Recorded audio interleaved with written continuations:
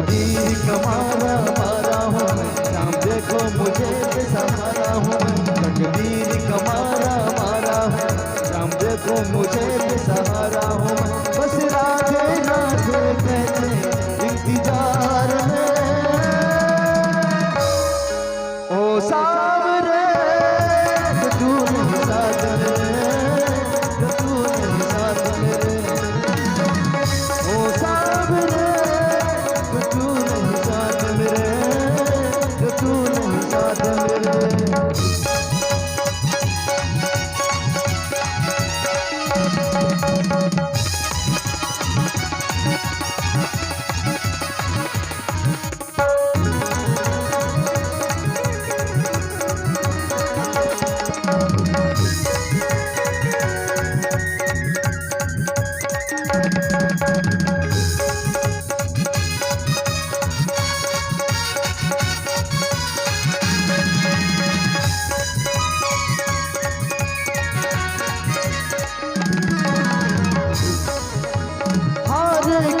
सहारे तुम हो निर्धन के धनवान, जो भी मुझसे शरण, जो भी तेरी शरण आता बनते बिगड़ेगा।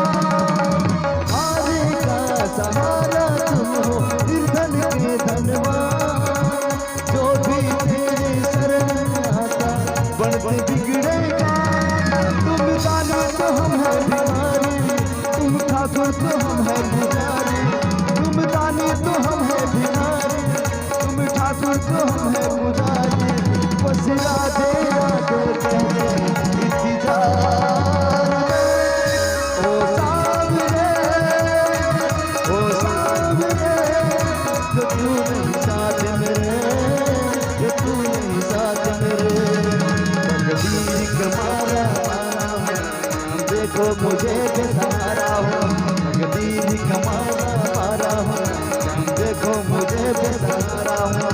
बस राधे राधे कहते इंतजार में, ओ सावरे तो तू नहीं साथ मेरे, तो तू नहीं साथ मेरे।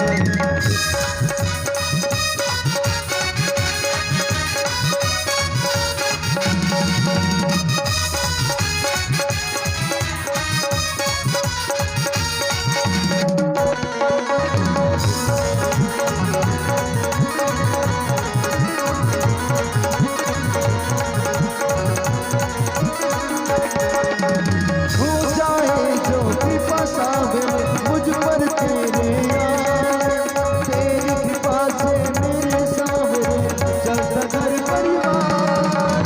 हो जाए जो कृपा सावरे मुझ पर तेरे यार, तेरी कृपा से मेरे सावरे चलता घर परिवार। मेरे मन में जो भक्ति जगा के अपने दर पे तू मुझको बुला के, मेरे मन में जो भक्ति जगा के अपने दर पे मुझको बुला दे। बस राधे राधे कहते इंतजार में, ओ सावरे जो तू नहीं साथ मेरे, जो तू नहीं साथ मेरे। तकदीर का मारा मारा हूँ, देखो मुझे बेसहारा हूँ। तकदीर का मारा मारा हूँ, शाम देखो मुझे बेसहारा हूँ। बस राधे राधे कहते इंतजार में, ओ सावरे जो तू नहीं साथ मेरे, जो तू नहीं साथ मेरे, जो तू नहीं साथ मेरे, जो तू नहीं साथ मेरे, जो तू नहीं साथ मेरे, जो तू नहीं साथ मेरे, जो तू नहीं साथ मेरे, जो तू नहीं साथ मेरे, जो तू नहीं साथ मेरे, जो तू नहीं साथ मेरे, जो तू नहीं साथ मेरे, जो तू नहीं साथ मेरे। ओ सावरे, बोल वृंदावन बिहारी लाल की जय।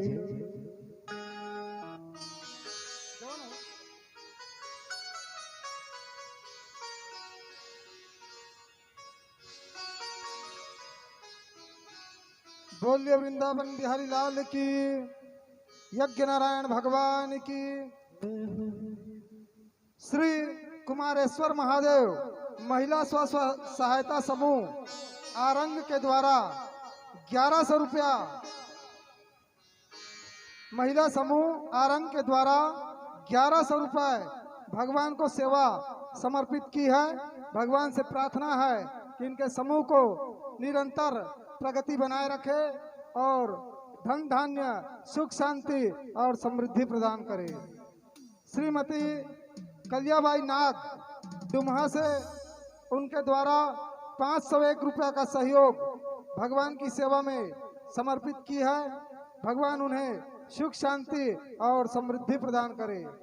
श्रीमती जानकी बाई साहू उनके द्वारा 51 रुपया भगवान की सेवा में समर्पित की है। भगवान उन्हें दीर्घायु करे और उन्हें सुख शांति प्रदान करे। छन्नू साहू जागृति साहू उनके द्वारा 111 रुपया भगवान को भेंट समर्पित की है।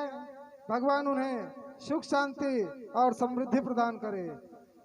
बोले वृंदावन बिहारी लाल की। जिन भी श्रद्धालु भक्तों को भगवान को अपनी भेंट अर्पण करना चाहते हैं, ओमकार जी यहाँ पर बैठे हुए हैं, आप उनके पास अपना नाम दर्ज करा दीजिए। बोले वृंदावन बिहारी लाल की जय हो। और कल का एक विशेष सूचना है। कल महाशिवरात्रि का पावन पर्व है। कल यहाँ पर रुद्राभिषेक का आयोजन रखा गया है। जिन भी श्रद्धालु भक्तों को रुद्राभिषेक में सम्मिलित होना चाहते हैं, कल प्रातःकालीन वेदी पूजन के पश्चात रुद्राभिषेक होगा। आप सभी अधिक से अधिक संख्या में उपस्थित होकर भगवान के रुद्राभिषेक में सम्मिलित होवे और रात्रिकालीन में निशित काल में भगवान भूत भावन का अभिषेक होगा। इसमें भी जो भक्तगण सम्मिलित होना चाहते हैं, अपना नाम ओंकार जी के पास दर्ज करवा दे। जो भी भक्तगण भगवान भोलेनाथ जी की अभिषेक में सम्मिलित होना चाहते हैं, आप अपना नाम दर्ज करा दे। बोले वृंदावन बिहारी लाल की, यज्ञ नारायण भगवान की। बोलिए मोर मुकुट वंशी वाले की जय हो। श्री यज्ञ नारायण भगवान की जय हो। आपने कथा में ये श्रवण किया कि किस प्रकार भगवान सुदामा जी महाराज के द्वारा दिया गया वो चावल का पोटली, जब द्वारकाधीश पूछते हैं कि सुदामा भाभी ने कुछ दिया, तो कहते हैं कुछ नहीं, छिपाने लगते हैं। द्वारकाधीश पोटली को छीन लेते हैं, जल्दी जल्दी खोलते हैं और खोलकर चावल की मुट्ठी को उठाते हैं। पहली मुट्ठी खाते हैं तो कहते हैं कि संसार का जितना सुख है मैं सुदामा को देता हूँ, और दूसरी मुट्ठी खाते हैं तो कहते हैं बड़े बड़े राजा एक छत्र राज के लिए तरसते हैं, मैं देता हूँ। जैसे ही तीसरी मुट्ठी उठाई तो रुक्मणी महारानी ने हाथ पकड़ लिया। कहते हैं प्रभु रुक जाइए, हमारे लिए भी कुछ छोड़ दीजिए। भगवान ने तीसरी मुट्ठी वापस छोड़ दी और सुदामा जी महाराज का पूजन करके उन्हें आदर के साथ विदा किया। बोलिए द्वारकाधीश भगवान की जय हो। रुक्मणी मैया की जय हो। तो आइए कथा में प्रवेश करते हैं।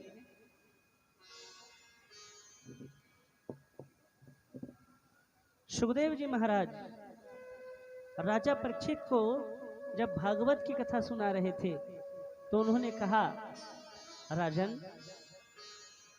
भगवान के परम मित्र हुए सुदामा जी महाराज, एक बार रुक्मणी, सत्यभामा, नग्नजिति, मित्र वृंदा, इन सब ने मिल करके ये जानना चाहा कि आखिर राधा कौन है, कौन है राधा। भगवान ने विवाह तो हमसे किया, लेकिन रोज जपते हैं राधा राधा राधा। कौन है राधा, कौन है राधा। भगवान जब विश्राम करते हैं तो उनकी सांसों से निकलता था राधा राधा राधा। और रुक्मणी परेशान, कहा कौन है, हम जानना चाहते हैं उस राधा को। तो एक बार ग्रहण के समय कुरुक्षेत्र में, ग्रहण के समय कुरुक्षेत्र में सबका अपना अपना अलग अलग पंडाल लगा। उस पंडाल में राधा रानी भी आई थी। उसने अपना एक स्थान बनाया, वो अपने कक्ष में रहती थी। द्वारकाधीश भी गए थे, सबका अपना अलग अलग एक पंडाल था। तो सब ये जानना चाहते थे कि कौन है राधा, कौन है, वो जानना चाहते थे। तो उन्होंने द्वारकाधीश से पूछा, कहा है द्वारकाधीश राधा कौन है, हम देखना चाहते हैं, हम जानना चाहते हैं। तो द्वारकाधीश ने कहा कि सुनो देवी, राधा आगे रहती है और जब मिलने जाओगी ना तो खाली हाथ मत जाना, कुछ न कुछ लेकर जाना। रुक्मणी, सत्यभामा, नग्नजिति, मित्रवृंदा, ये सब जब राधा रानी से मिलने गई तो हाथों में दूध लेकर गई। दूध को लेकर जब जा रही थी तो एक से एक दासी खड़ी थी, और इतनी सुंदर सुंदर दासी कि उसी को राधा रानी समझ लिया। कहा राधा आप हैं? उसने कहा नहीं नहीं हम नहीं, राधा तो आगे है। फिर आगे गई, कहा राधा आप हैं? कहा नहीं नहीं हम नहीं, राधा आगे है। ऐसे करते करते करते 3-4 दासियों को देखा, एक से एक सुंदर। उन्हें लगा कि राधा यही है। शांति बनाए। कुछ दूर जब गए तो जाकर के देखा कि राधा रानी कमरे में बैठी थी। जाते ही देखा तो राधा बिना श्रृंगार के, सादगी में, उसकी सुंदरता बहुत थी, बड़ी प्यारी दिख रही थी। रुक्मणी जी गई, कहने लगी राधा जी आपको हमारा प्रणाम है। राधा जी ने कहा आप कौन हैं? तो कहा हम द्वारकाधीश महाराज की पत्नी हैं, मेरा नाम है रुक्मणी, इसका नाम है सत्यभामा, इसका नाम है मित्रवृंदा, इसका नाम है नग्नजिति। कहा अच्छा, क्या आप द्वारकाधीश की पत्नी हैं? कहा हाँ हाँ हम उनकी पत्नी हैं, और आपके लिए ना उन्होंने ये दूध भिजवाया है, दूध। जैसे ही सुना कि द्वारकाधीश ने दूध भिजवाया है, न इधर देखा न उधर देखा, दूध का लोटा पकड़ा और सीधे मुंह से लगाकर पी गई, और पीने के बाद लोटा उन्हें वापस कर दिया। दूध को पिला करके जब वो वापस आई तो देखा कि द्वारकाधीश एक पलंग पर लेटे हुए थे। उनके पैरों में छाले पड़ गए थे, उन्हें बहुत दर्द हो रहा था, वो करह रहे थे। रुक्मणी जी आई, कहा प्रभु आप बिस्तर पर क्या कर रहे हैं? कहा देवी मेरे पैरों में छाले पड़ गए हैं। पैरों में छाले कैसे? कहा ये छाले तो तुमने ही दिए हैं। मैंने दिए हैं? कहा प्रभु हम तो सपने में भी आपको कुछ गलत नहीं सोच सकते, आप हमारे पति हैं और आप कहते हैं हमने आपके पैरों में छाले दिए हैं। कहा हाँ तुमने दिए हैं। तुम गई थी ना राधा की परीक्षा लेने कि राधा कौन है, तुम जानना चाहती थी ना, जिस दूध को तुमने पिलाया है राधा रानी को, वो दूध गर्म था। राधा उस दूध को मेरा नाम सुनकर पी गई। राधा के सीने में मेरा वास है, और जब वो दूध उसने पिया तो मेरे पैरों में छाले पड़ गए। रुक्मणी जी समझ गई कि राधा और कृष्ण दोनों एक हैं। दूध वहां पिया तो छाले यहाँ पड़ गए, इसीलिए भगवान राधा राधा कहते हैं। राधा और कृष्ण दोनों एक हैं। रुक्मणी जी परीक्षा लेने गई थी कि राधा है कौन। जब देखो तब राधा राधा। जब दूध को पिलाया और पैरों में छाले पड़ गए तो मान गई। कहा मान गई प्रभु, हमारे मन में शंका था कि राधा कौन है, आज पता चल गया कि राधा और कृष्ण दोनों एक हैं। सुखदेव जी कहते हैं राजन, जब से भगवान ने वृंदावन को छोड़ा था तो पूरा का पूरा वृंदावन सूना हो गया था। मुरली की तान, बंशी की तान सुनने के लिए कान तरस गए थे। कोई मुरली बजाने वाला नहीं था, कोई बंशी की तान छेड़ने वाला नहीं था। वहां की गोपियां तरसती थी कि हमें भगवान की मुरली की तान सुनने को मिले। पहले जब भगवान वहां थे ना तो रोज सुनते थे, आज भगवान वहां छोड़कर चले गए हैं। तो गोपियां कहती थी, तेरी मुरली की धुन सुनने मैं बरसाने से आई हूँ। तेरी मुरली की धुन सुनने मैं बरसाने से आई हूँ। तेरी मुरली की धुन सुनने मैं बरसाने से आई हूँ। तेरी मुरली की धुन सुनने मैं बरसाने से आई हूँ। तेरी मुरली की धुन सुनने मैं बरसाने से आई हूँ। मैं बरसाने से आई हूँ। मैं वृषभानु की जाई हूँ। मैं बरसाने से आई हूँ। मैं सिधानु की जाई हूँ। अरे रसिया ओ मन बसिया, तेरी धुन को मैं आई हूँ।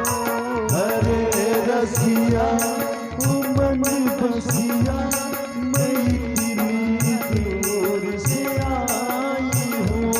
तेरी मुरली की धुन सुनने मैं बरसाने से आई हूँ। तेरी मुरली की धुन सुनने मैं बरसाने से आई हूँ। वहाँ की गोपियाँ भगवान से कहती थी, प्रभु तेरी मुरली की तान सुनने बरसाना से मैं आई हूँ। बरसाना राधा रानी का गांव है, राधा रानी वहीं रहती है। रुक्मणी गई थी परीक्षा लेने तो राधा रानी ने भी कहा, तेरी एक मुरली की तान अगर सुनने को मिल जाए, तेरी मुरली की तान सुनने मैं बरसाने से आई हूँ। राधा रानी कहती है, सुना है श्याम मनमोहन की गई खूब चराते हो। सुना है श्याम मनमोहन के गौवे खूब चराते हो। सुना है श्याम मनमोहन की गौए खूब चराते हो। सुना है श्याम मनमोहन के गौवे खूब चराते हो। तेरी गौए चराते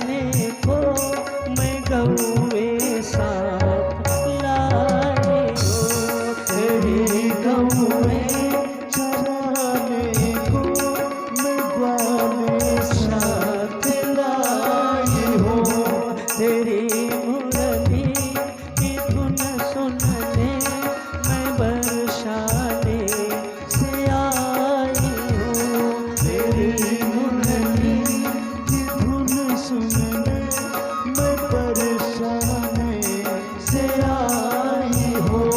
मैं बरसाने से आई हूँ। मैं वृषभानु की जाई हूँ। मैं बरसाने से आई हो, वृषभानु की मजाई हो। हरे रसिया ओ मन बसिया मैं बड़ी दूर से आई हूँ। अरे रसिया ओ मन बसिया मैं इतनी दूर से आई हो। तेरी मुरली की धुन सुनने मैं बरसाने से आई हूँ। तेरी मुरली धुन सुनने मैं बरसाने से आई हो।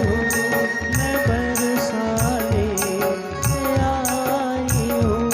मैं बरसाने से आई हूँ।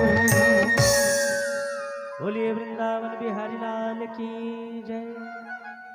राधा रानी कहती थी, एक मुरली की तान अगर सुनने को मिल जाए मेरे कान तरस रहे हैं। सुखदेव जी कहते हैं, राजन इस धरा पर जो आया उसे जाना पड़ा, चाहे राजा राम हो चाहे वो द्वारकाधीश हो। तो राजा परीक्षित ने पूछा, कहा गुरुदेव जाना पड़ा? क्या भगवान ने भी इस धरती को छोड़ा था?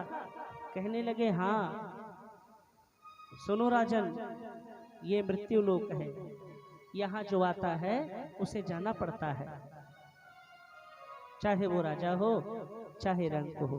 अब देखो ना, तुम्हें भी तो 7 दिन में मरने का श्राप मिला है।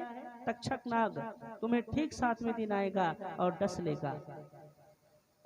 राजन जो संसार में आता है उसे संसार से जाना पड़ता है।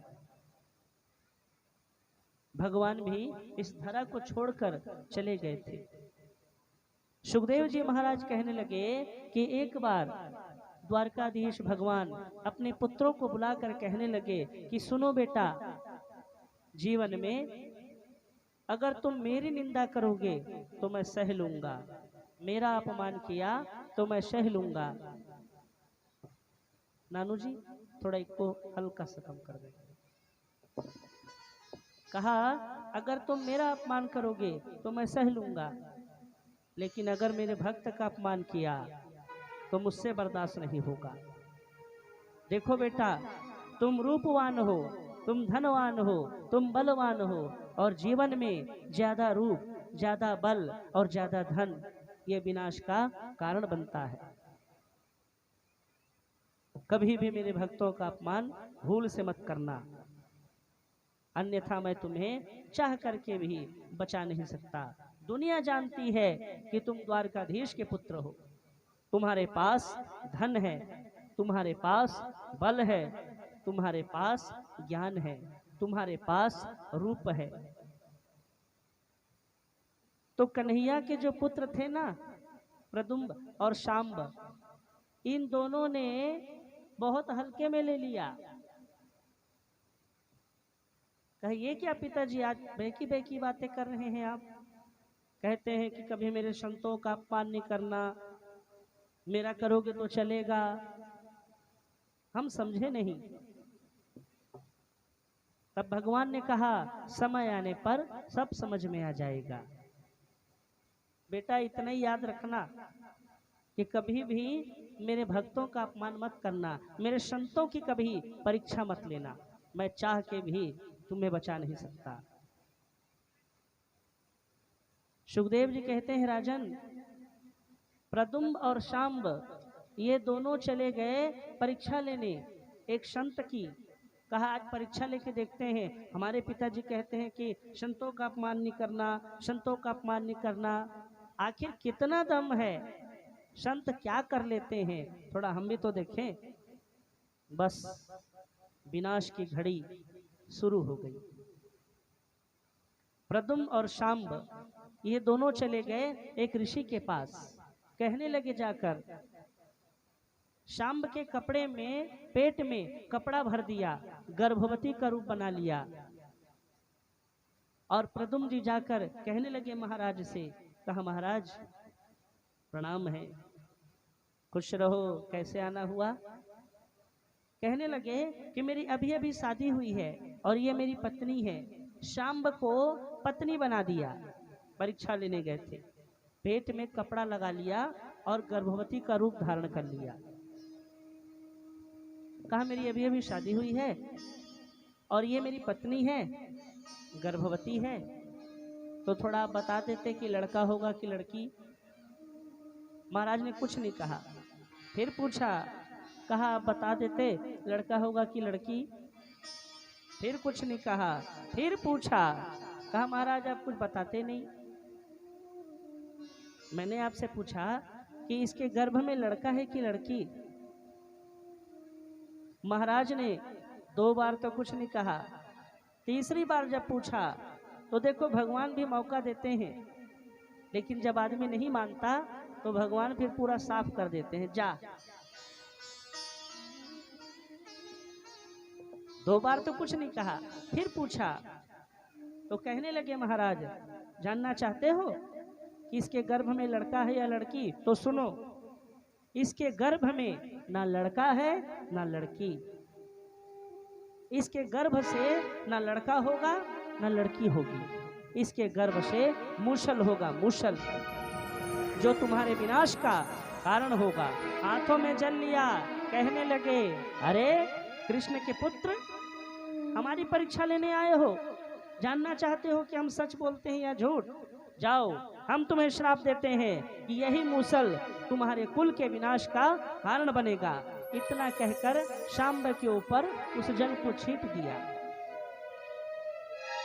पेट में जब दर्द हुआ, ऋषि का श्राप था, ब्राह्मण का श्राप था,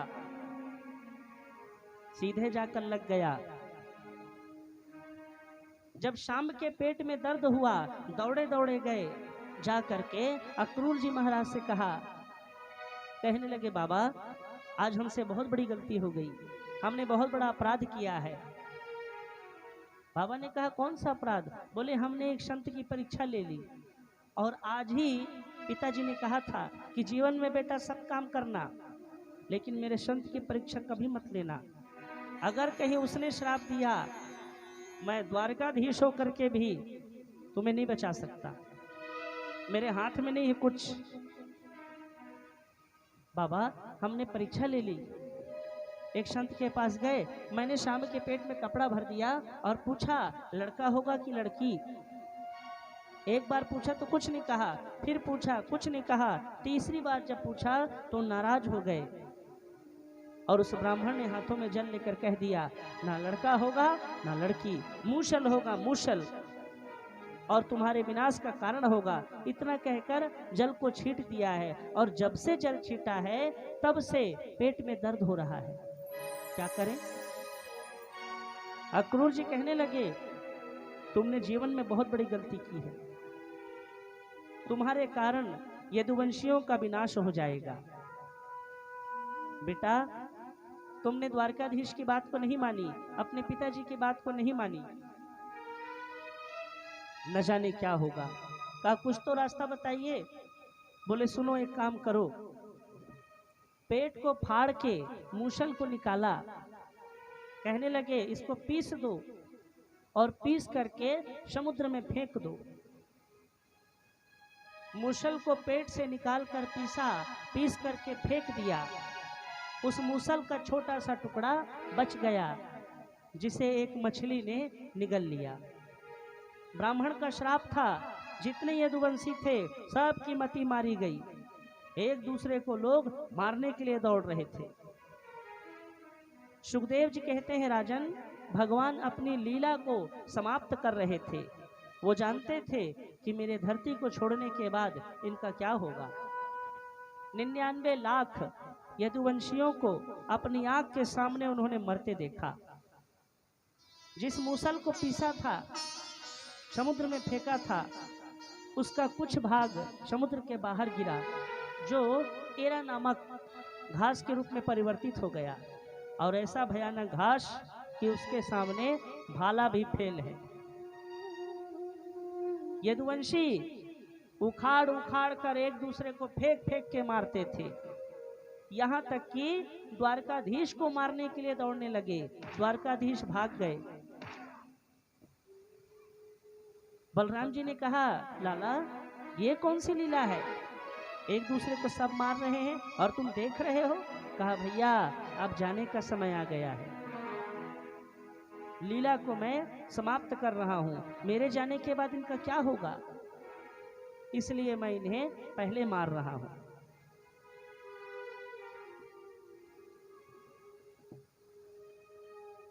जिस मुसल के टुकड़े को उस मछली ने निगला था, जब उस मछली को पकड़ा, उसके पेट को फाड़ा एक मछुआरे ने, जो मुसल का टुकड़ा उसके गर्भ में था, पेट में था, उसे एक बहेलिये ने ले लिया। वो बहेलिया सोचने लगा, अगर इसको मैं बाण में लगाऊंगा और निशाना लगाऊंगा तो जानवर जल्दी मरेगा, जहर है जहर। उसने उठा लिया और वही मुसल का टुकड़ा भगवान का कारण बना। जब मछली के पेट को फाड़ा, मूसल का टुकड़ा मिला, उस टुकड़े को बाण के ऊपर रखा। उस बहेलिये ने शिकार करने के लिए विचार किया, एक जंगल में गया, और जिस जंगल में वो शिकार करने गया था, उसी जंगल में पीपल के पेड़ के नीचे भगवान द्वारकाधीश सो रहे थे, विश्राम कर रहे थे। जानबूझ कर गए थे, क्योंकि जाने का समय आ गया, कोई ना कोई बहाना चाहिए। एक पेड़ के नीचे गए, चुपचाप विश्राम करने लगे। आपने देखा होगा कि भगवान विष्णु जब शेषनाग की सैया पर विश्राम करते हैं, ठीक उसी मुद्रा में अपने हाथों को अपने सिर पर लगाकर चुपचाप लेटे थे, पैरों को अपने हिला रहे थे। बहेलिये ने सोचा कि कोई जानवर बैठा है, दूर से देखा, उसे लगा कि कोई जानवर बैठा है। उसने निशाना लगाया और बाणों को छोड़ दिया। वो बाण गया और सीधे भगवान के चरणों में जाकर लग गया। जब भगवान के चरणों में वो बाण लगा, भगवान चुपचाप लेटे थे। बहेलिये ने सोचा कि जानवर अब मर गया होगा, दौड़े दौड़े गया, जाके देखा तो द्वारकाधीश थे। रोने लगा, कहा, प्रभु मुझसे कितना बड़ा अपराध हो गया, मैं नहीं जान रहा था कि आप हैं, मैंने सोचा कि कोई जानवर होगा, मैंने धोखे से निशाना लगाया। रो रो कर भगवान से क्षमा मांग रहा था, तो भगवान ने कहा, सुनो बहेलिये, तुम्हारा और हमारा हिसाब अब बराबर हो गया। कहा, हिसाब? बोले हाँ। सुखदेव जी कहते हैं, राजन, रामा अवतार में बाली को भगवान ने पेड़ के पीछे से छिप के मारा था। बाली शक्तिशाली था, बाली को कोई मार नहीं सकता था, सामने से कोई नहीं मार सकता, बाली बहुत शक्तिशाली था। सुग्रीव के कहने पर भगवान ने पेड़ के पीछे से बाणों से भेदा था।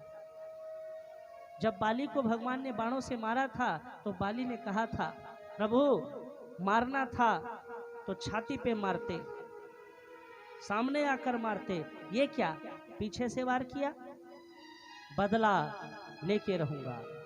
वही बाली बहेलिया बनकर के आया था और कृष्णावतार में उसने भी अपना हिसाब बराबर किया।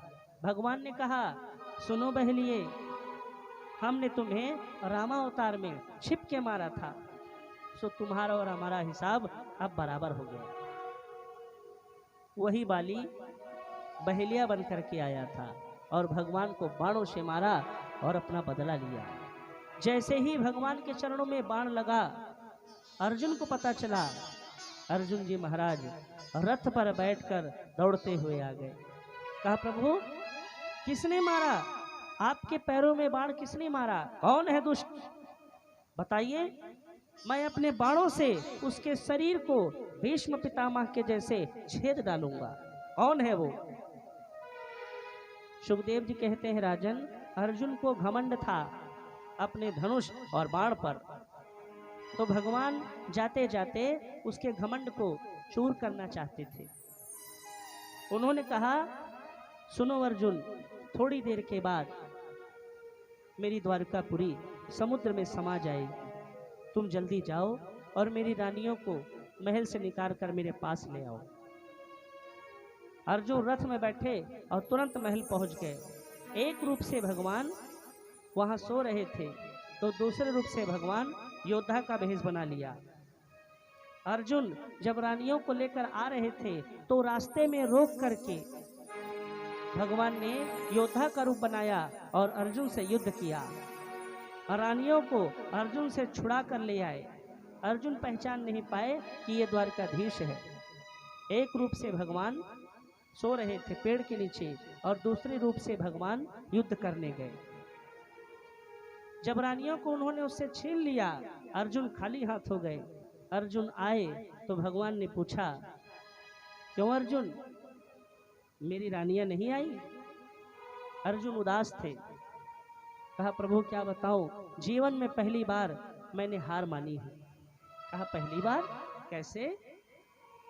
कहा, प्रभु मैं तो गया था रानियों को लेने, लेकिन ये क्या, एक योद्धा आया और मुझसे युद्ध किया, रानियों को मुझसे छुड़ा कर ले गया।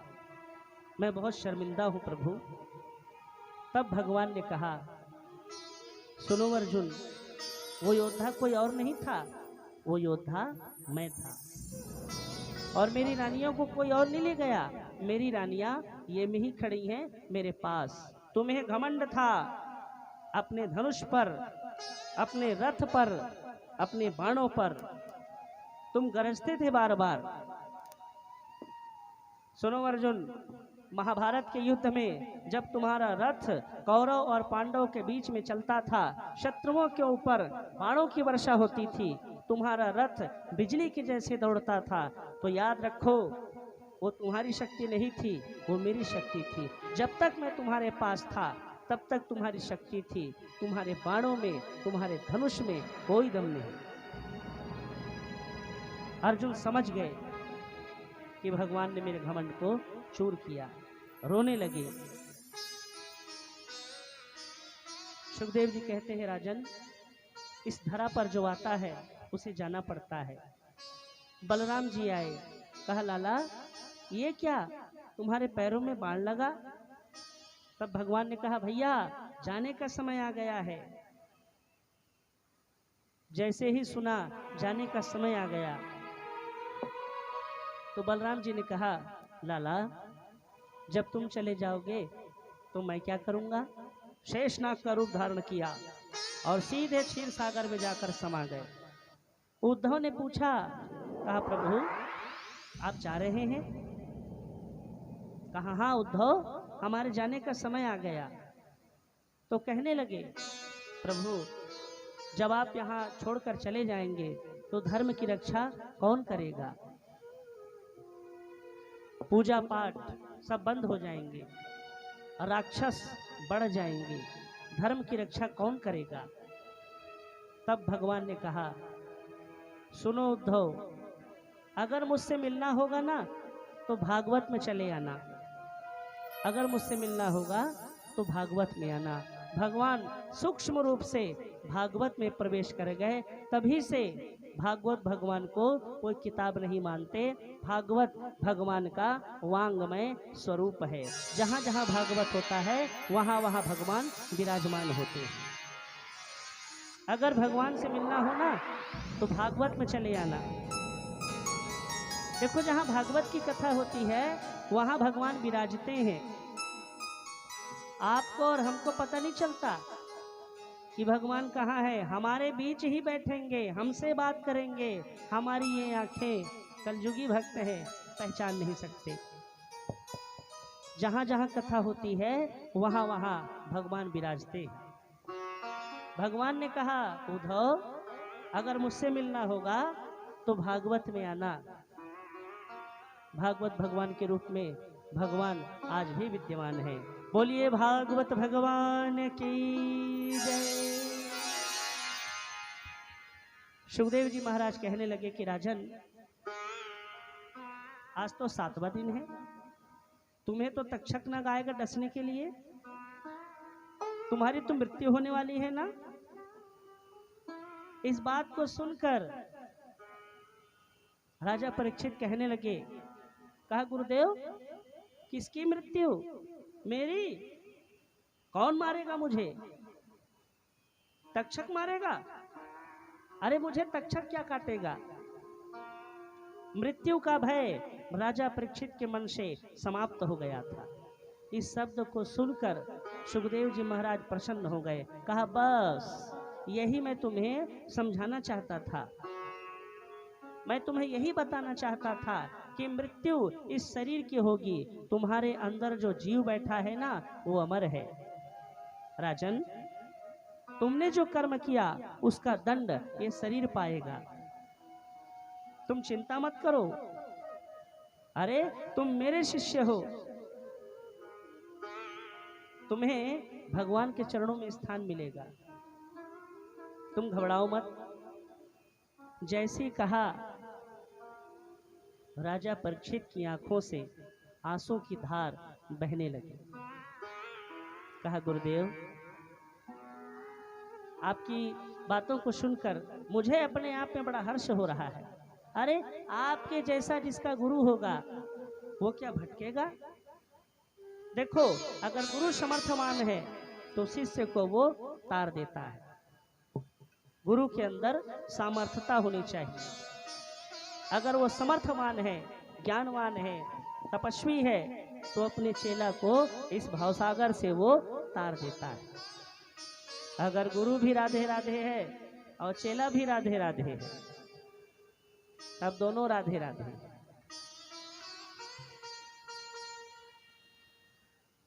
सुखदेव जी महाराज कहते हैं, राजन मैं तुम्हें यही बताना चाहता था और आज 7वां दिन है। मुझे जो समझाना था मैं समझा दिया, अब मैं चलता हूँ। जैसे ही सुखदेव जी महाराज अपने आसन को छोड़कर जाने लगे तो राजा परीक्षित ने गुरुदेव की पूजा की। कहा गुरुदेव बैठिए ना। पैरों को धोया, माथे पर तिलक लगाया, पुष्प की माला पहनाई, चरणों पर साक्षात दंडवत हो गए, दोनों हाथों को टेक कर प्रणाम किया। कहा गुरुदेव आप जा रहे हैं, ऐसा लगता है कि अभी अभी आप आए हैं।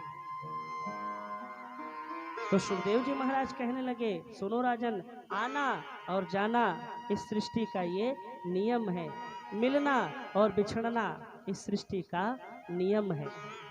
हमारा और तुम्हारा जितनी देर का साथ था ना, बस अब पूरा हुआ, अब हमें जाने दो। गुरुदेव जब आसन को छोड़कर खड़े हुए, अपने शिष्य के सिर पर हाथ रखा, उसे आशीर्वाद दिया, तो राजा परीक्षित कहने लगे कि जन्म जन्म का साथ है गुरुदेव हमारा, गुरुदेव हमारा। जन्म जन्म का साथ है गुरुदेव हमारा, गुरुदेव हमारा। जन्म जन्म का साथ है गुरुदेव हमारा, गुरुदेव हमारा। जन्म जन्म का साथ है गुरुदेव हमारा, गुरुदेव हमारा। राजा परीक्षित गुरुदेव को प्रणाम करके कहते हैं, गुरुदेव इस जन्म का नहीं, कई जन्मों से आपका और मेरा नाता है, इसीलिए तो मुझे और दूसरा कोई नहीं भाता है। गुरुदेव आप जा रहे हैं। रोते रोते राजा परीक्षित अपने गुरुदेव को प्रणाम करके कहते हैं, देखो गुरु और शिष्य ये संबंध परिवार से भी गहरा होता है, गुरु भगवान से ऊंचा होता है, और गुरु की कृपा अगर हो जाए तो शिष्य का उद्धार होता है। दुनिया में ऐसी कोई शक्ति नहीं जो गुरु की कृपा को काट के दिखाए, कोई नहीं संसार में, क्योंकि गुरु ब्रह्मा है, गुरु विष्णु है और गुरु महेश है, गुरु साक्षात पर ब्रह्म है। गुरुदेव को प्रणाम करके आंख से आंसू और कहने लगे, जन्म जन्म का साथ है गुरुदेव हमारा, गुरुदेव हमारा, जन्म जन्म का साथ है गुरुदेव हमारा, गुरुदेव हमारा, जन्म जन्म का साथ है गुरुदेव हमारा, गुरुदेव हमारा, जन्म जन्म का साथ है गुरुदेव हमारा, गुरुदेव हमारा। अगर न मिलते इस जीवन में, अगर न मिलते इस जीवन में, अगर न मिलते इस जीवन में, अगर न मिलते इस जीवन में, लेते जन्म दोबारा, जन्म का साथ है गुरुदेव हमारा, गुरुदेव हमारा, जन्म जन्म का साथ है गुरुदेव हमारा, गुरुदेव हमारा, जन्म जन्म का साथ है गुरुदेव हमारा, गुरुदेव हमारा, गुरुदेव हमारा, गुरुदेव हमारा, गुरुदेव हमारा। सुखदेव जी महाराज जब कहने लगे, उन्होंने सुना कि राजा परीक्षित कह रहे हैं कि जन्म जन्म का साथ है गुरुदेव हमारा, अगर न मिलते इस जीवन में, लेते जन्म दोबारा। लेकिन गुरुदेव मेरे गुरु आप ही बनते, मैं चाहे 1000 जन्म भी ले लूंगा ना, आपके आशीर्वाद की कीमत नहीं चुका सकता। तो गुरुदेव ने भी कहा, सुनो राजन, बस इतना ही तुम्हारा हमारा साथ था। गुरुदेव कहने लगे, बस इतना ही संग था तुम्हारा हमारा, तुम्हारा हमारा, बस इतना ही संग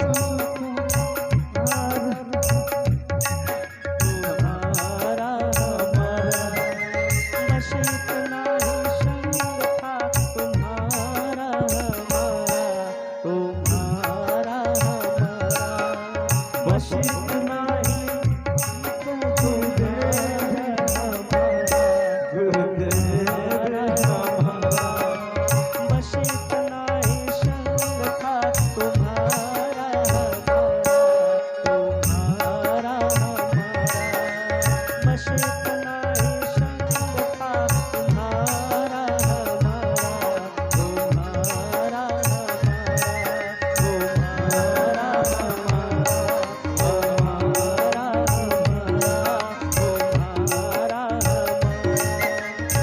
जब राजा परीक्षित की बातों को सुन करके सुखदेव जी महाराज कहने लगे, इतना ही साथ था। सुनो परीक्षित, जाओ, हमारा आशीर्वाद है, जहां भी तुम रहोगे तुम्हारा कल्याण होगा। राजा परीक्षित की बातों को सुनकर, देखो ये भी जो आई है ना, ये भी कोई जीवात्मा है। भागवत में चाहे जैसा भी रहे, आया तो सही, न जाने कौन सी जीवात्मा कहां से आ जाए। सुखदेव जी महाराज कहते हैं, राजन तुम्हारा और हमारा साथ केवल इतना ही था। सुखदेव जी कहते हैं, सुनो राजन, जाओ परीक्षित खुश रहना, जाओ परीक्षित खुश रहना, जाओ परीक्षित खुश रहना, जाओ परीक्षित खुश रहना, ले लो आशीष हमारा, बस इतना ही संग था गुरुदेव हमारा, गुरुदेव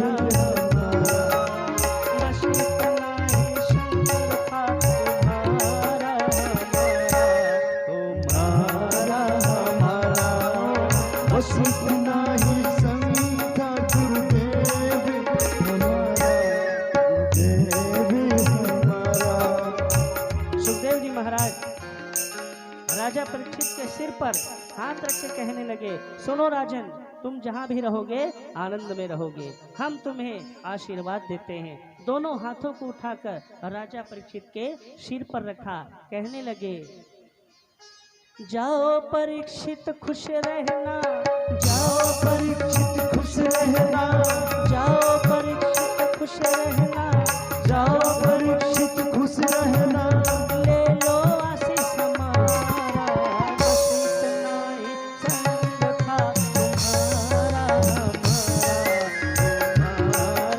हमारा, बस इतना ही संग था हमारा गुरुदेव हमारा, बस इतना ही संग था तुम्हारा तुम्हारा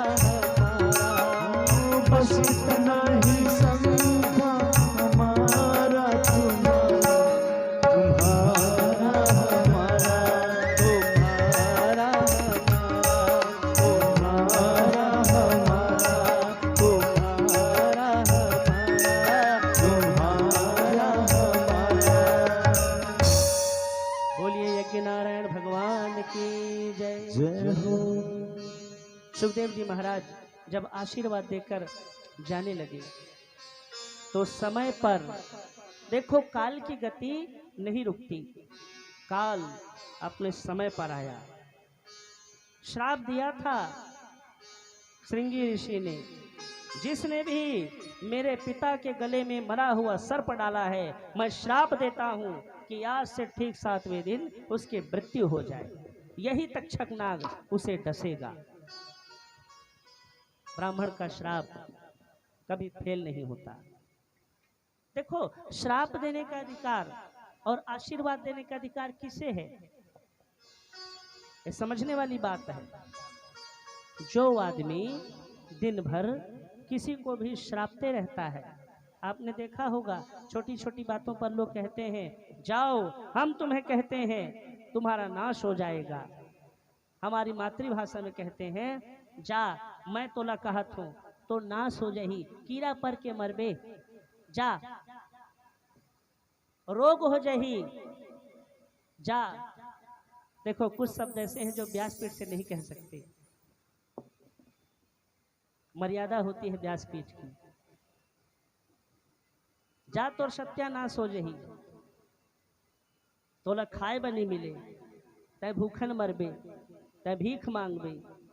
बात बात पे लोग कह देते हैं, जा मैं तोला कहत हो मोर सरापे तनी बाचस।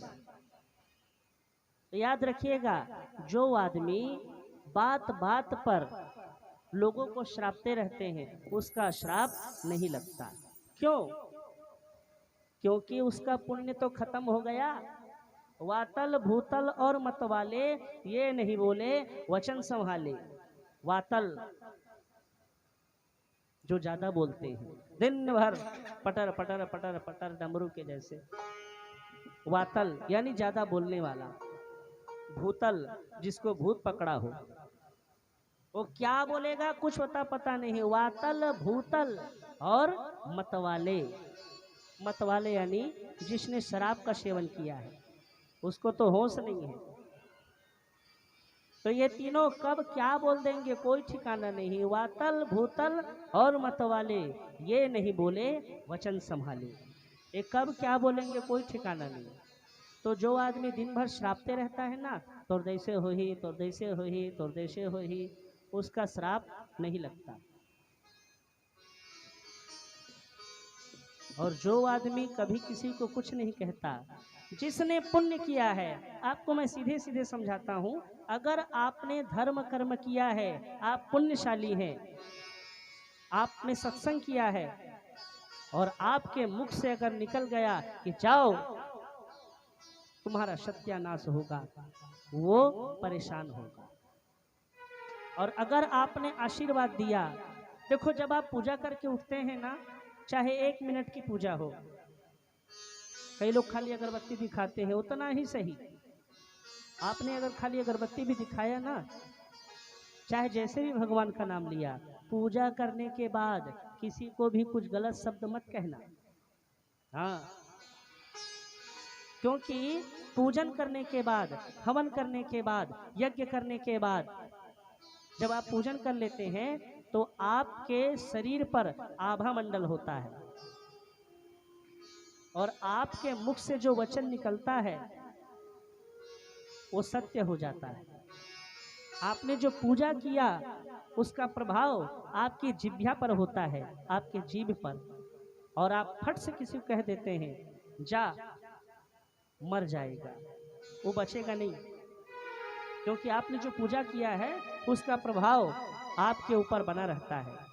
इसीलिए जब भी आप पूजा से उठें तो कुछ देर तक किसी को कुछ ना कहें, अगर कहना है तो आशीर्वाद दीजिए, किसी को भी श्रापिए मत। और अगर आपने किसी को आशीर्वाद दिया, पूजन करके जब आप उठते हैं या कोई भी व्यक्ति उठता है और हम उसे प्रणाम करते हैं, वो हमें आशीर्वाद देता है, जाओ खुश रहो, उसका आशीर्वाद हमें लगता है। पूजन के बाद शरीर पर आभा मंडल होता है। मान लीजिए अगर आपने केवल भजन गाया, उस भजन का प्रभाव आप पर होता है, आपने फट से अगर कुछ कहा तो वो लग जाता है। और जो दिन भर बोलते रहता है ना, तेरा ऐसा हो, तेरा वैसा हो, तेरा फलाना हो, तेरा ठिकाना हो, उसका नहीं लगता, चिंता मत करो, उसके पास तो कुछ बचा ही नहीं है। आशीर्वाद देने की क्षमता, श्राप देने की क्षमता उसके पुण्यों से होती है, उसके पास तो कुछ बचा ही नहीं है, वो देगा क्या। तो समय पर तक्षक नाग आया। जब तक्षक नाग आ रहा था तो रास्ते में एक ब्राह्मण थे, ब्राह्मण देवता कश्यप नामक एक ब्राह्मण थे। उस ब्राह्मण को पता चला कि आज महाराज परीक्षित को तक्षक नाग डसेगा। तक्षक नाग आज राजा परीक्षित को डसेगा। उन्हें धन की कामना थी, उनके पास एक ऐसी विद्या थी, उस विद्या से वो किसी भी सांप के जहर को उतार सकते थे। वो जल्दी जल्दी जा रहे थे राजा परीक्षित को बचाने के लिए। आगे आगे कश्यप महाराज, पीछे पीछे तक्षक नाग। तक्षक नाग ने देखा, कहा ओ महाराज हमारे सामने से हटो। कश्यप महाराज किनारे हो गए। उस तक्षक नाग ने कहा कहां जा रहे हो तुम। तो ब्राह्मण देवता ने कहा हम राजा परीक्षित को बचाने जा रहे हैं, आज तक्षक नाग उसे डसेगा ना तो हम बचाने जा रहे हैं। तो तक्षक नाग ने कहा, उसने मनुष्य का रूप बनाया था, उसने कहा कभी देखा है तक्षक को। कहा नहीं। कभी नहीं देखा। कहा नहीं, हम ही हैं तक्षक, काले नाग का रूप बनाया।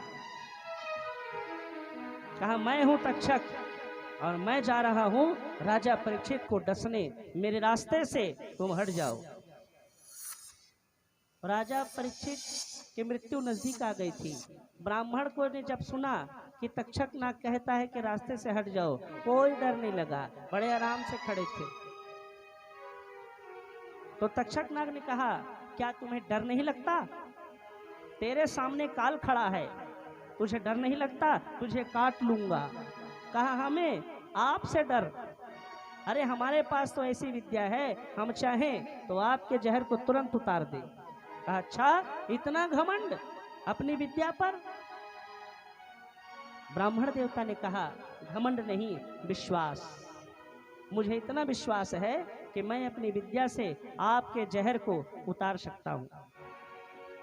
कहा अच्छा, तो क्यों ना तुम्हारी विद्या की परीक्षा ली जाए। कहा ले लो। तक्षक नाग गया, एक पेड़ को जाकर डस लिया, वो पेड़ जलकर राख हो गया। तक्षक नाग ने कहा जाओ, मैंने इस पेड़ को डसा है, ये जलकर नष्ट हो गया, अगर तुम में क्षमता है तो बचा लेना। ब्राह्मण देवता गए, राख को बटोर लिया, एक जगह एकत्र कर लिया, हाथों में जल लिया, मंत्रों का आवाहन किया, कहा अगर मेरी विद्या में दम है तो ये पेड़ हरा भरा हो जाए। जल को राख के ऊपर फेंक दिया। पेड़ फिर से हरा भरा हो गया। तक्षक नाग माथा को पकड़ लिया, कहा अरे ये तो सचमुच विद्या वाला है। तक्षक नाग ने कहा सुनो ब्राह्मण, अब नरम होकर बात कर रहा था। कहने लगा सुनो ब्राह्मण, हम जानते हैं कि तुम विद्यावान हो, तुम्हें कितना धन चाहिए? जितना धन चाहिए मैं तुम्हें दूंगा, लेकिन मेरा रास्ता तुम छोड़ दो।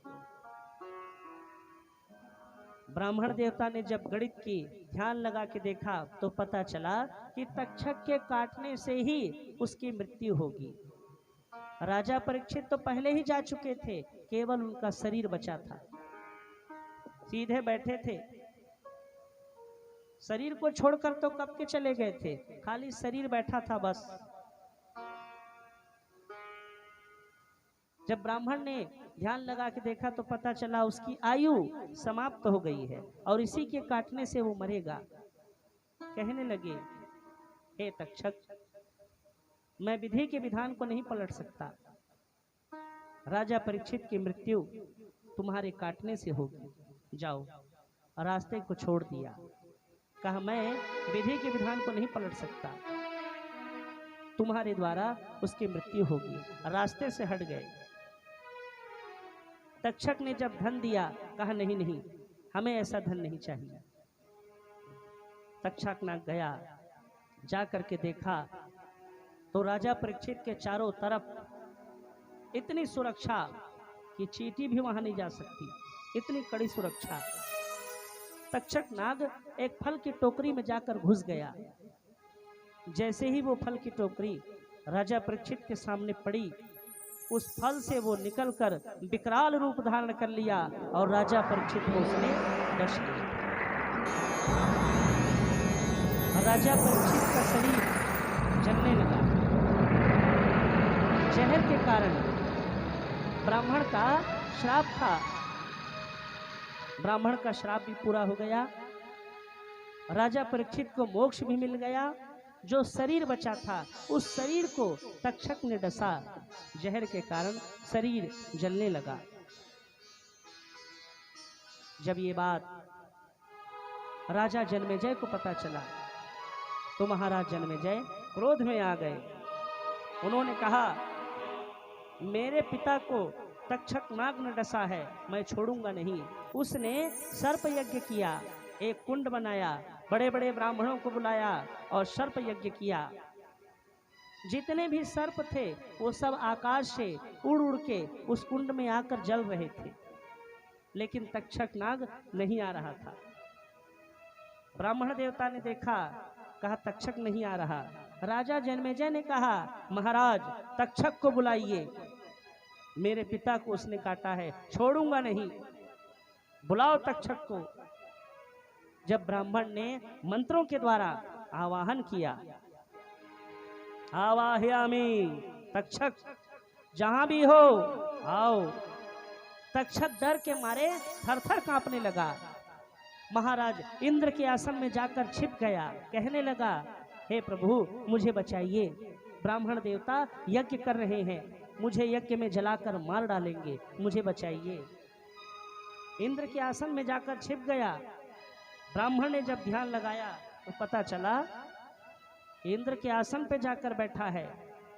ब्राह्मण देवता ने कहा तक्षक तुम नहीं आओगे, लगता है तुम अपने साथ इंद्र को भी लाओगे। हाथों में जल लिया, कहा इंद्र तुमने तक्षक की रक्षा की, तुम्हें आना पड़ेगा। इंद्र को भी बुलाया, कहा इंद्र आवाहयामि आओ। थर थर कांपने लगा इंद्र। तक्षक और इंद्र दोनों कांपने लगे। ब्राह्मण देवता मंत्रों का आवाहन कर रहे हैं, आओ। जितने सांप थे सब आकर जलने लगे। तभी एक मुनिराज आए। उस मुनिराज ने देखा कि राजा जन्मेजय यज्ञ कर रहे हैं, उसको समझाया, कहा ये क्या? उस मुनिराज ने कहा, आस्तिक मुनि ने कहा ये क्या कर रहे हो राजन, जीवों की हत्या, निर्दोष जीव की हत्या। कहा महाराज आप चुप रहिए, मेरे पिता को तक्षक ने काटा है, मैं उसे बुलाऊंगा। इंद्र के पास जाकर छिप के बैठा है, महाराज आवाहन करिए। जब महाराज ने फिर से मंत्र पढ़ा तो मुनिराज ने कहा सुनो जन्मेजय, तुम जानते हो कि तुम्हारे पिता को तक्षक ने क्यों काटा? कहा नहीं। फिर? अरे वो विधि का विधान था, तुम्हारे पिता ने गलती की थी, कलयुग के कारण उसकी बुद्धि मारी गई थी। उसने मरे हुए सांप को तुम्हारे पिता के गले में डाल दिया था, उनके पुत्र ने श्राप दिया था। गलती तुम्हारे पिता की थी राजन, और तुम्हारे पिता की मृत्यु नहीं हुई। तुम्हारे पिता को सुखदेव जी महाराज ने भागवत की कथा सुनाई और उन्हें मुक्ति मिल गई, जला तो उनका शरीर। अरे तुम्हारे पिता की मृत्यु नहीं हुई। इन बातों को सुनकर महाराज जन्मेजय का मन शांत हो गया और ये कथा यहाँ से उठकर देवी भागवत में चली गई। देखो श्रीमद् भागवत की कथा जहाँ विश्राम होती है, देवी भागवत की कथा वहीं से शुरू होती है। सुखदेव जी महाराज को श्रीमद् भागवत का ज्ञान था, उन्होंने राजा परीक्षित को भागवत की कथा सुनाई और राजा जन्मेजय को महाराज व्यास ने देवी भागवत की कथा सुनाई। जहाँ पर श्रीमद् भागवत की कथा का विश्राम होता है, वहीं पर से देवी भागवत की कथा का प्रारंभ होता है। बोलिए दुर्गा मैया की जय, श्री यज्ञ नारायण भगवान की जय। जितने भी सर्प उस यज्ञ में आए थे और जलकर नष्ट हो गए थे, उन सर्पों को तो श्राप मिला था। देखो सांप के जीभ के दो भाग होते हैं। आप सांप के जीभ को देखना, दो भाग में बटे रहते हैं। क्यों? ये कथा देवी भागवत में है। दीमक का जन्म कैसे हुआ, ये कथा देवी भागवत में है। देवी भागवत में बड़ी विचित्र विचित्र कथाएं हैं। संसार का निर्माण कैसे हुआ, एक से एक असुरों का संहार कैसे हुआ। श्रीमद् भागवत के बाद देवी भागवत की कथा आती है और दो ही भागवत हैं, एक श्रीमद् भागवत तो दूसरा श्रीमद् देवी भागवत, और महापुराण दोनों के आगे लगा। तो श्रीमद् भागवत की कथा यहीं पर से विश्राम हो जाती है। बोलिए वृंदावन बिहारी लाल की जय, श्री यज्ञ नारायण भगवान की जय। देखो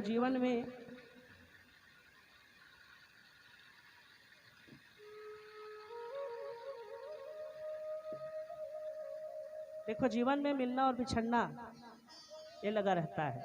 अब देखो हम आपको नहीं जानते थे कि आरंग में महामाया पारा कहाँ पर है, कौन सा तालाब है, कौन कौन रहता है।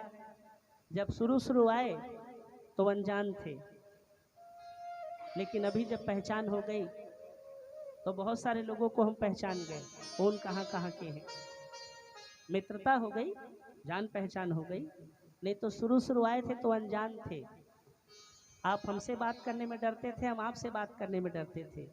यहाँ तक कि हमारे यजमान के जो परिवार हैं उनको हम नहीं पहचानते थे, धीरे धीरे जानने लगे। कहाँ बाकी मोगरा कोरबा जिला और कहाँ आरंग। हमने तो सोचा नहीं था कि आरंग में जाकर कभी कथा कहेंगे, लेकिन बुलावा ऐसा था, भगवान खींच कर ले आए। जिसके हाथों जो चीज लिखा होता है वो वहां पहुंच जाता है। तो आपका और हमारा साथ केवल यहीं तक था। आज कथा का विश्राम हुआ।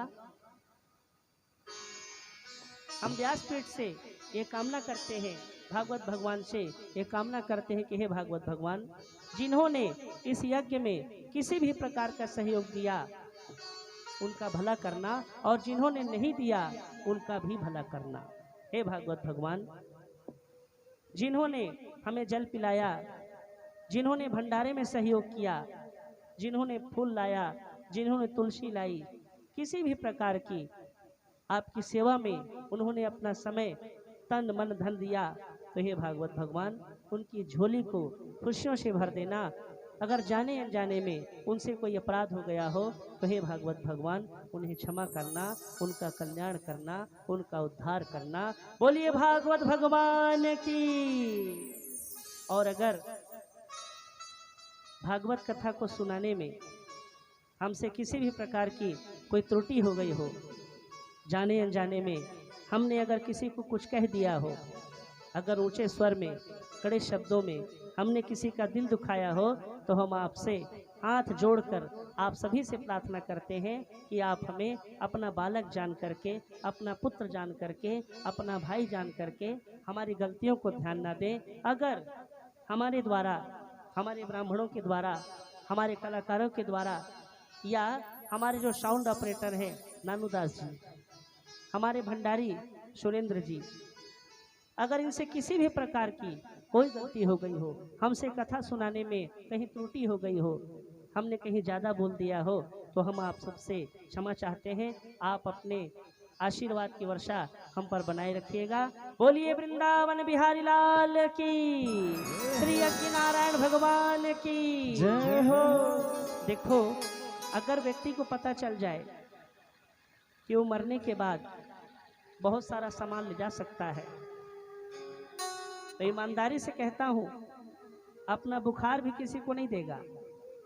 हाँ, अगर हमको पता चल जाए कि मरने के बाद भी वहां उस लोक में एटीएम चलता है, मोबाइल काम करता है, गाड़ी को ले जा सकते हैं, ईमानदारी से कहता हूं कोई अपना बुखार किसी को नहीं देगा, बिल्कुल नहीं देगा। नहीं पता, कुछ नहीं ले जाएंगे, तब तो ये हाल है। और अगर पता चल जाता तो, नहीं पता तब तो इतना घमंड, और पता चल जाता तो पता नहीं क्या क्या कर डालते। देखो, जब व्यक्ति का अंत समय आता है ना, तो सफेद रंग का कफन उसे उड़ाया जाता है। जीवन की सच्चाई है, याद रखिएगा। आप जो कर्म करते हैं ना, वही भर जाता है। आपने जो कथा सुनी, जो भजन गाया, इसका पुण्य आपके साथ में जाएगा। अगर कफन में जेब होती ना, तो लोग भर भर के ले जाते। कफन में जेब नहीं होती। जब व्यक्ति यहाँ से जाता है तो सब कुछ छोड़ कर जाता है, बस रह जाती हैं तो उसकी यादें, साथ जाती हैं तो उसकी यादें, उसका कर्म उसका साथ देता है। जो अच्छा किया है, जो बुरा किया है, वही उसका साथ देता है। 2 गज कफन का टुकड़ा तेरा लिबास होगा। कफन 2 गज, चाहे आप जितने बड़े आदमी रहो, हाँ, वो कोई भी रहो, आप अरबपति खरबपति, हवाई जहाज में चलते रहो, मर जाएगा ना तो लकड़ी में ही जलाएगा। मनुष्य की औकात कुछ नहीं, वो तो दूसरे के सहारे है। मरने के बाद भी उसे 4 लोगों की जरूरत पड़ती है, तब तो कंधे पे जाता है, खुद उठ के शमशान में नहीं जाता। शमशान तक जाने के लिए 4 लोगों की जरूरत पड़ती है।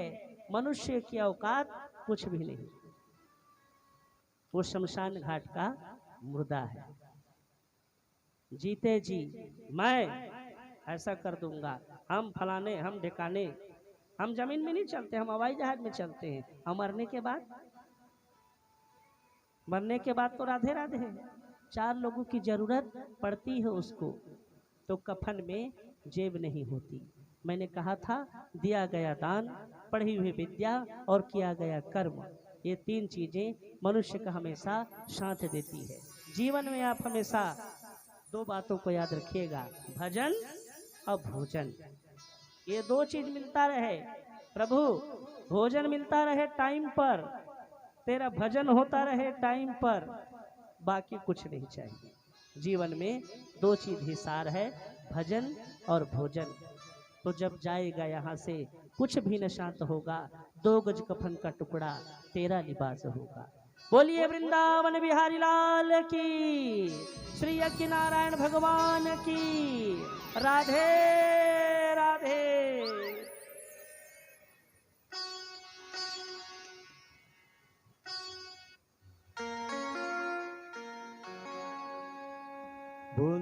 वृंदावन बिहारी लाल की।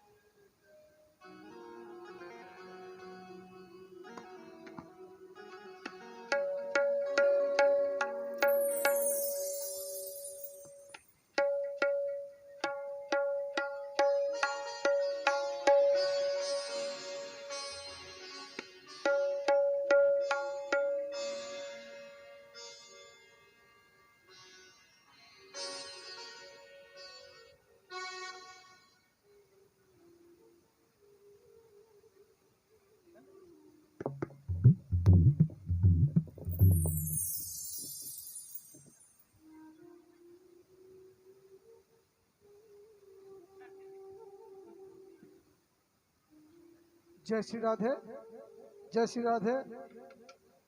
बोलिए वृंदावन बिहारी लाल की। जय हो। हमारे बीच कुछ हमारे दानदाता भक्तगण हैं, उनके नाम का उद्घोष यहाँ से कर देते हैं। श्रीमान प्रमोद निषाद जी, उनके द्वारा 101 रुपया। श्रेयास निषाद जी, उनके द्वारा 151 रुपया। डोमन धुरंधर जी, उनके द्वारा 101 रुपया। महेश्वर धुरंधर जी 51 रुपया। फाल्गुनी धुरंधर जी 51 रुपया। रवि धुरंधर जी 51 रुपया।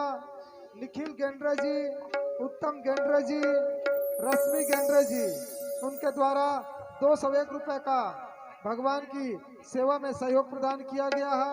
भगवान से प्रार्थना है कि उन्हें सुख शांति समृद्धि संतति सदा प्रदान करे, उनके घर में धन धान्य सुख शांति और समृद्धि सदा बना रहे। हमारे कुछ और दानदाता भक्तगण हैं, उनके नाम का भी उद्घोष कर देते हैं। शिवांश साहू जी 51 रुपया। नैना पटेल जी 51 रुपये। स्वर्गीय गोपाल लोधी जी, सुंदर लाल पटेल पारा गांव से हैं, उनके द्वारा 51 रुपया। लोकेश धुरंधर जी 101 रुपया। मालतीबाई धुरंधर जी 101 रुपया। डेरहा राम धुरंधर जी 151 रुपया। भूनिका लक्ष्मण 3 नीलम लाल धुरंधर और उनके परिवार के द्वारा 151 रुपया। गजेंद्र हेमलता निषाद, उनके द्वारा 151 रुपया। भूमिका निर्मलकर जी, उनके द्वारा 51 रुपया। स्वर्गीय कन्हैया लाल साहनी एवं परिवार के द्वारा 301 रुपये का सहयोग भगवान की सेवा में समर्पित की है। धनंजय नाग जी 51 रुपया। देवेंद्र धुरंधर जी 101 रुपया। भगवान से प्रार्थना है कि इन सभी भक्तों का सभी मनोकामना पूर्ति करे, उनके घर में धन धान्य सुख शांति समृद्धि और संतति सदा प्रदान करे। भगवान उनके बाल गोपाल को सदैव दीर्घायु रखे, उनके परिवार में किसी प्रकार की कोई भी कष्ट न आने पाए। बोल वृंदावन बिहारी लाल की। फूल सिंह धुरंधर जी, उनके द्वारा 101 रुपये का सहयोग प्रदान किया गया है। स्वर्गीय बीसल धुरंधर जी एवं सत्या की तरफ से 201 रुपया भगवान को भेंट समर्पित की है। लाला नाग जी, उनके द्वारा 55 रुपये। रमेश धुरंधर जी 102 रुपया भगवान की सेवा में समर्पित की है। भगवान उन्हें सुख शांति समृद्धि और संतति प्रदान करे। बोल वृंदावन बिहारी लाल की। कल महाशिवरात्रि के पावन अवसर पर यहाँ पर भगवान भोलेनाथ जी का रुद्राभिषेक रखा गया है। कल रात्रिकालीन में शिव रुद्राभिषेक होगा, अतः जिन भी भक्तों को